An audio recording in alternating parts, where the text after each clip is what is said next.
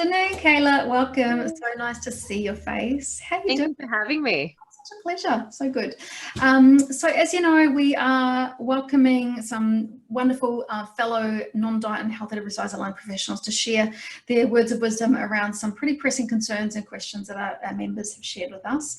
And before we go into the question for this week, I'd just love to learn a little bit about you. So can you tell me what the first kind of message that you heard about your body, what the first message that was really impacting on your relationship with your body that you remember throughout your childhood? Yeah, it's funny how something in your childhood can affect you into your adulthood, isn't it? Mm-hmm. Definitely. I think a lot of people have this in common where at the time I didn't realize that it would have an impact on me, but probably one of my earliest memories was as a child when I was probably like 7 or 8. And I remember my mother looking at herself in the mirror and kind of judging or analyzing and just going, this bit and not that bit. And I remember looking at her at that moment and just going, what is she looking at? And then I remember reflecting and looking at my body and trying to do the same thing. So it was Mm-hmm. kind of like monkey see, monkey do a little bit. Yeah. So yeah, I remember that. And then also growing up, I did dancing for about 10 years. And Mm-hmm. I remember this one thing where like a couple of ballerinas got chosen to do this silhouette dance piece, but I didn't get picked Mm-hmm. because as a child, I was just like, in a bigger body, I was just a bigger build anyway. And I remember thinking, oh, why didn't I get picked? And I remember a girl said to me, oh, it's because you're chubby.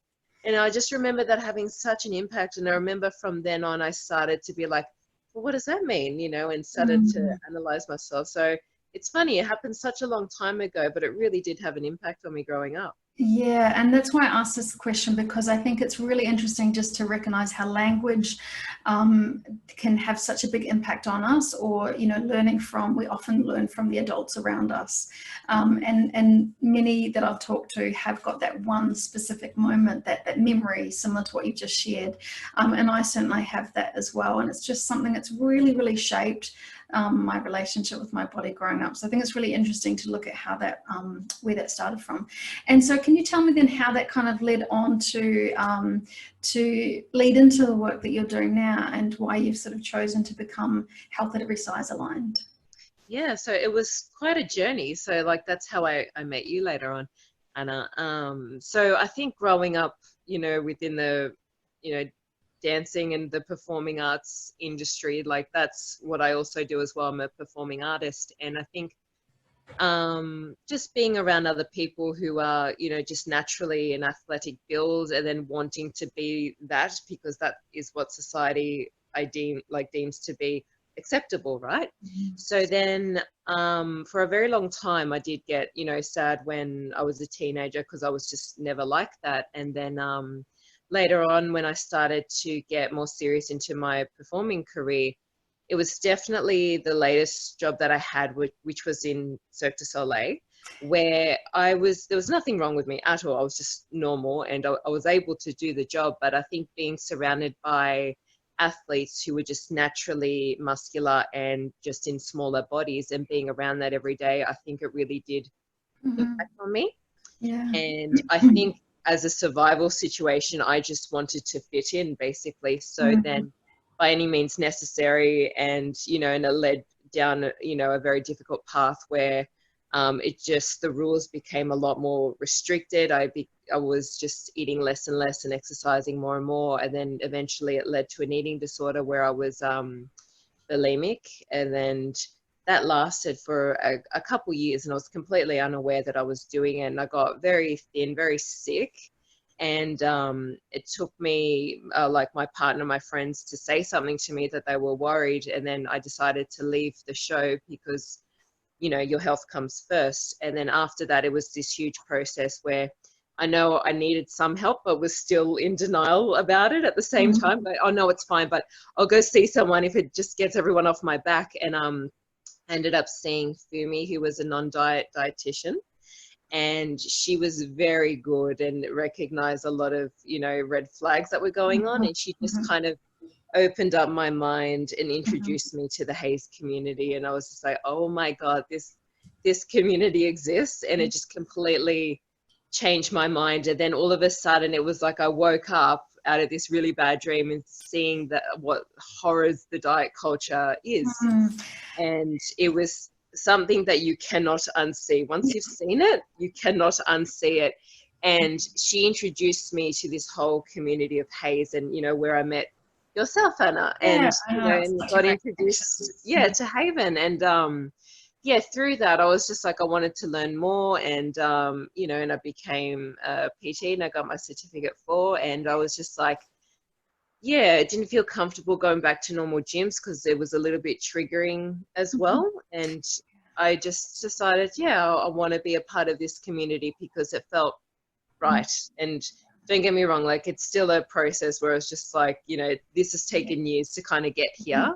But it was quite a journey. So I totally understand all of that, and it's so familiar, a lot of things that you've said, and I think a lot of our members will find that really resonates with them too. And I think that journey that you've just mentioned is a really important point to remember too, that this whole process of recovery is a journey, and you don't just kind of learn about the HAES approach or the non-diet approach and then go, ta-da, I just accept my body.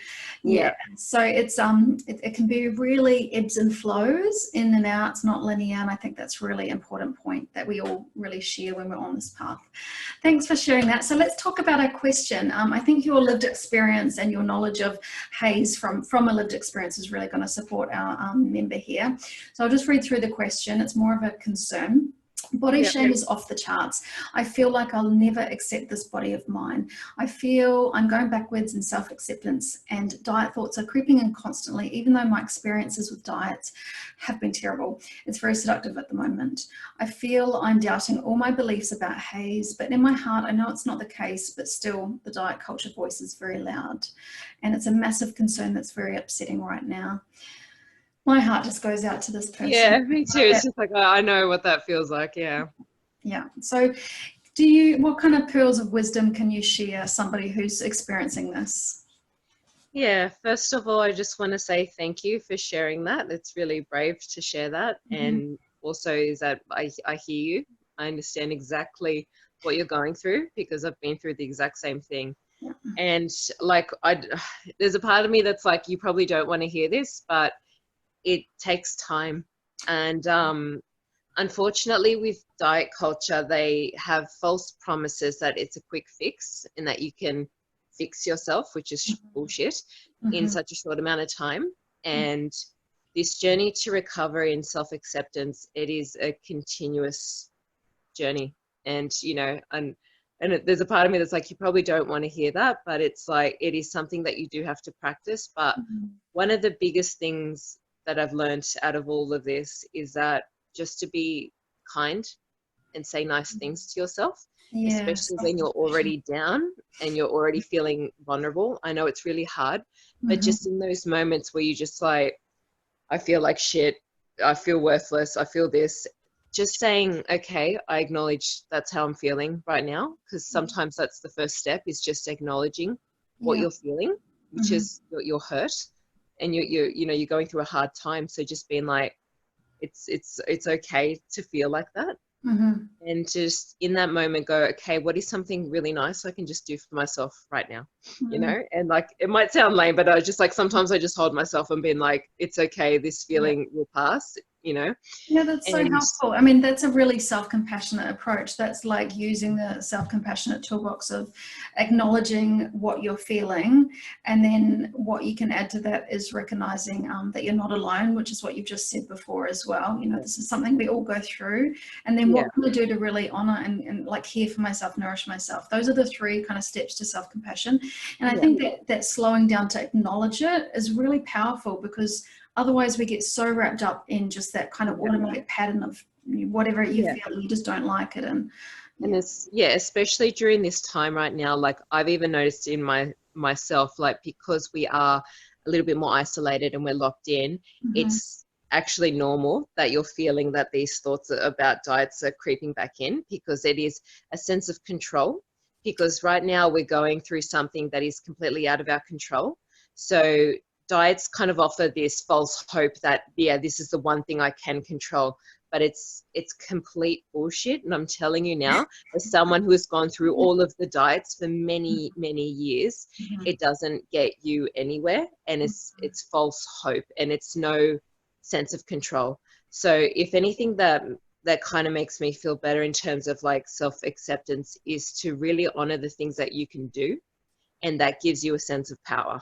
You know, it's just like, yeah, my body is this. That is normal. That is what my body is right now. And it's phenomenal because it can do all these amazing things, you know?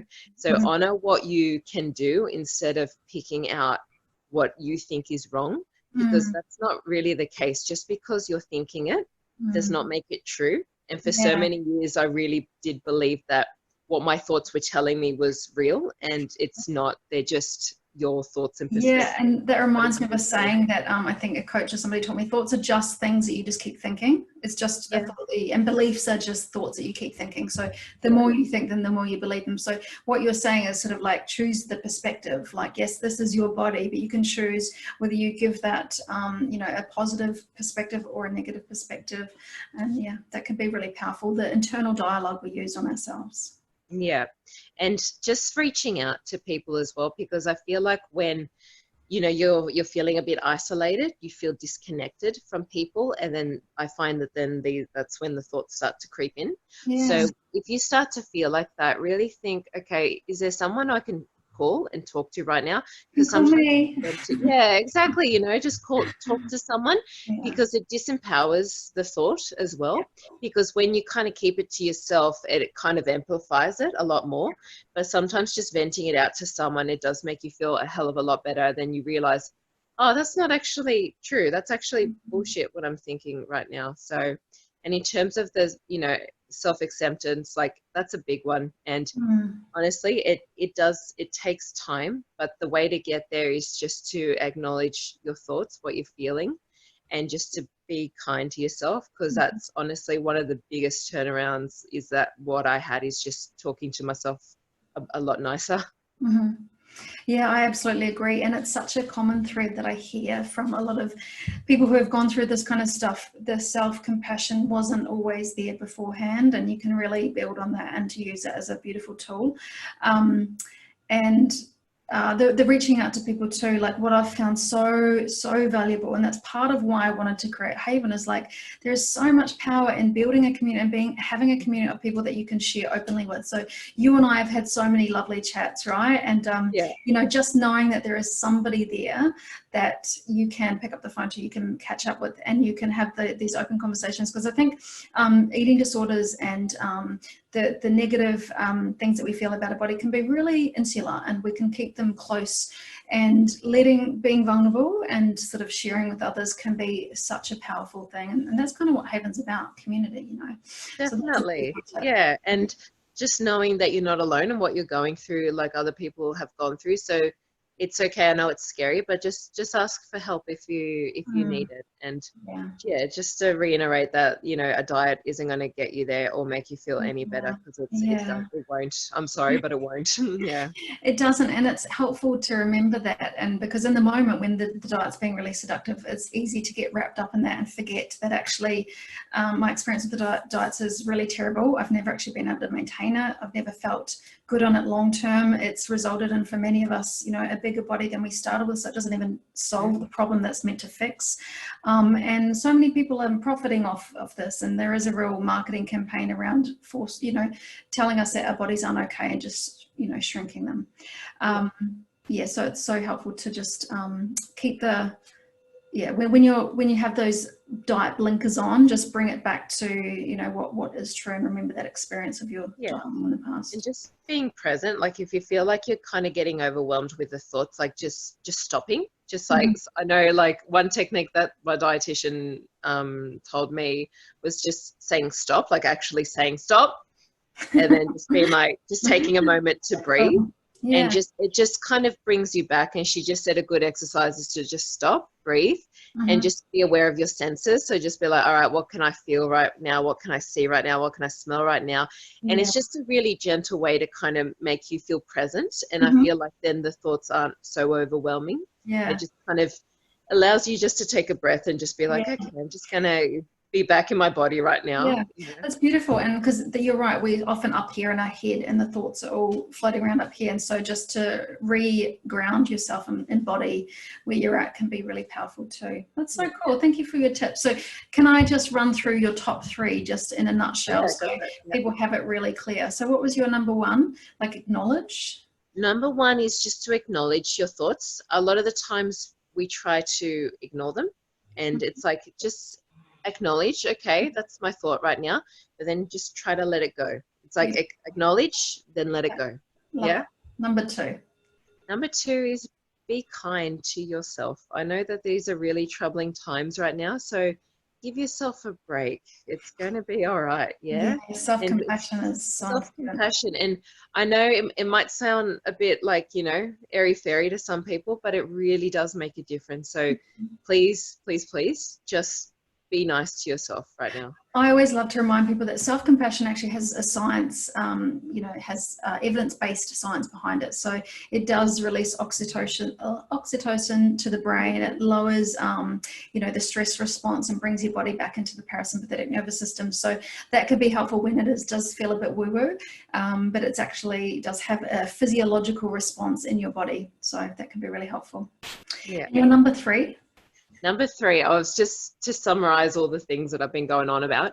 Probably do something that makes you happy. Do something that makes you feel good. Yeah. And I know this is probably several dot points, but reach out to people as well, especially when you're going through these difficult times right now, because these are really stressful times that we're all going through. You're not alone. So reach out to someone. Yeah, like be part of your community. That's beautiful advice. Those are all the kind of things that make sense to me and that I love to share with people too. And I appreciate you summing it up like that. Lovely, Kailahs. So where can people connect with you if they want to? Well, I mean, I would love to share that we were going to have you. We were going to have you at the studio. Yeah, I know. After Easter, and then of course Corona. And then we can look forward to seeing you a little bit further down the track when we get to reopen in person again. But, you know, like we still have some, you know, opportunities to get you doing some virtual stuff online. So if people do want to connect with you, you're still happy to do some virtual sessions. Yeah, reach out. Yeah. Awesome. Yay. Well, thank you so much. And we will be catching up again next week. I've got another great question for you. So in the meantime, take care. Thank you so much. And thank you so much for having me. Bye. Take care. Bye. Thanks.